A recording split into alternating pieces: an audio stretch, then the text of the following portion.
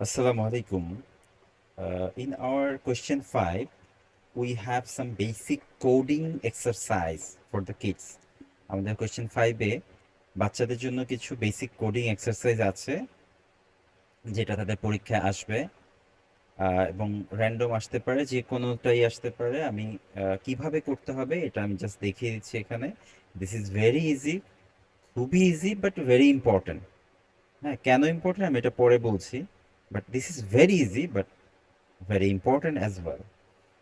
যেমন ধরেন এখানে যে বিষয়টা আছে, আমাকে এই রাস্তা থেকে এই গাড়িটার যে রাস্তাটা দিয়ে বা এরকম ঘর থাকবে, এই স্টার্ট পয়েন্ট থেকে তাদেরকে একদম শেষ পয়েন্ট পর্যন্ত আসতে হবে। সো ইন দ্যাট কেস তারা কিভাবে আসবে এই জিনিসটা তাদের এই যে নিচে কোড লেখার জায়গা আছে এখানে তাদের লিখে দিতে হবে। কিভাবে লিখে দিতে হবে? যেহেতু গাড়িটা এই রাস্তা দিয়ে আসবে, প্রথমে নিচের দিকে আসবে। গাড়িটা এখন যেখানে আছে আসবে নিচের দিকে, তাহলে নিচের দিকে এসে এখানে নিচে যেহেতু আসবে আমরা, that's why we have given the down arrow. আমরা নিচের দিকে একটা অ্যারো এখানে আঁকবো, লিখবো আর কি। আঁকার পর কয়টা ঘর আসতে হবে তাকে এটা আমরা মেনশন করব। এখানে কয়টা ঘর আছে? 1 2 3 4 5, 5 স্পেস তাদের আসতে হবে। তাহলে আমরা এই 5 এখানে বসিয়ে দিব। এটা লিখার পর আমরা এখন পরের ধাপে আসব। এখন সে আবার ডান দিকে ঘুরবে, তাই না? আমার হাতের ডান দিকে ঘুরবে। আমার হাতের ডান দিকে যখন সে ঘুরবে তাহলে আমাকে এখানে, যেহেতু ডান দিকে যাবে, আবার আমরা দিব হচ্ছে রাইট অ্যারো। রাইট অ্যারো দেওয়ার পর কয়েক ঘর পর্যন্ত যাবে আমরা গুনে দেখি। এখানে 1 2 3 4, 4 স্পেস পর্যন্ত যাবে। তাহলে আমরা কি দিব পরের ঘরে? রাইট অ্যারো এবং 4 স্পেস।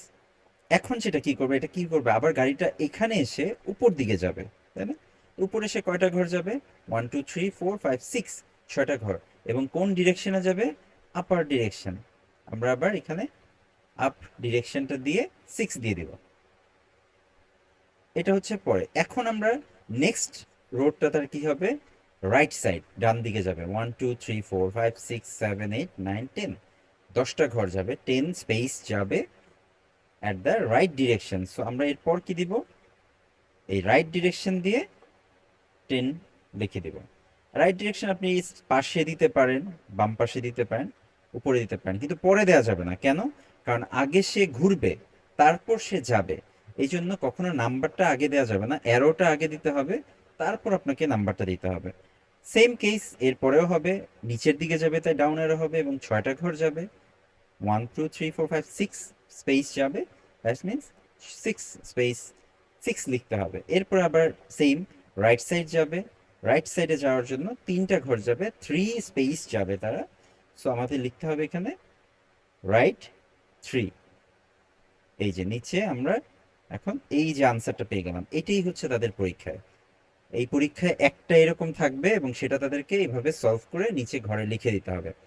এই রাস্তা দিয়ে গিয়ে তার মানে down side 5 step, right side 4 step, again upper side 6 step, then right side 10 step, then below side down side 6 step, then right side 3 step। এই রাস্তাটা সে ব্যবহার করে কিন্তু গাড়িটা স্কুলে এসে পৌঁছাবে। এখানে এটাই লেখা আছে, হেল্প দ্য স্কুল বাস। এই স্কুল বাসটাকে হেল্প করো গেট টু দ্য স্কুল, স্কুলে আসতে, by writing the code below. এই কোডগুলোকে নিচে লিখে আমাকে স্কুলে আসতে সাহায্য করতে হবে। একইভাবে অন্য যেগুলো আছে এগুলো আমরা ডিরেকশন দিয়ে, আগে আমরা ডিরেকশন দিব তারপর নাম্বার। আবারও বলে দিচ্ছি, আগে আমরা ডিরেকশন দিব, then will write the number. যাতে, কারণ আমাকে আগে ঘুরতে হবে, I have to change the direction first. আগে আমাদের ডিরেকশনটা প্রথমে চেঞ্জ করতে হবে, দেন আমাদের স্টেপ বাই স্টেপ যেতে হবে। এখন অনেকে আমাকে গতবারও জিজ্ঞেস করেছিল যে আমি যে কোডিং শিখিয়েছিলাম এটা আসলে কি কাজ। ওটার কাজের কথা আমি বলেছি। এবার আমি বলছি এটার কাজটা কি। হয়তো এটা খুবই সহজ, বাট দেয়ার ইজ ইম্পর্টেন্স। যেমন ধরেন আমি উদাহরণ হিসেবে বলছি, আমরা সাপ লুডো খেলেছি। তো সাপ লুডোতে আমরা কিন্তু একটা জায়গা থেকে শুরু করেছি, যাত্রা শুরু করেছি, and we have started a journey and end at a specific position. একটা পজিশনে শুরু করেছি আর একটা পজিশন যে শেষ করেছি। তা এই যে যাওয়াটা, এটা আমরা একটা ডিরেকশনে গিয়েছি না?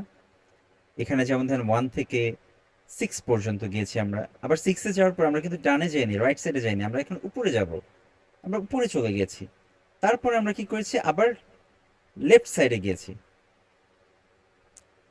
সেভেন থেকে আবার এদিকে আবার উপরে, এভাবে করে করে কিন্তু আমরা পার হয়েছি। সো যারা এই গেমটা তৈরি করেছে, who develop this game, they actually use the logic we have in the exam. আমরা পরীক্ষায় যেটা শিখলাম, এই লজিকটা ব্যবহার করে কিন্তু তারা এটা তৈরি করেছে। সিম্পল বাট খুবই ইম্পর্টেন্ট, এটা বোঝাটা খুবই ইম্পর্টেন্ট। সো ভালো করে প্র্যাকটিস করবেন, বোঝার চেষ্টা করবেন, ইনশাল্লাহ নেক্সট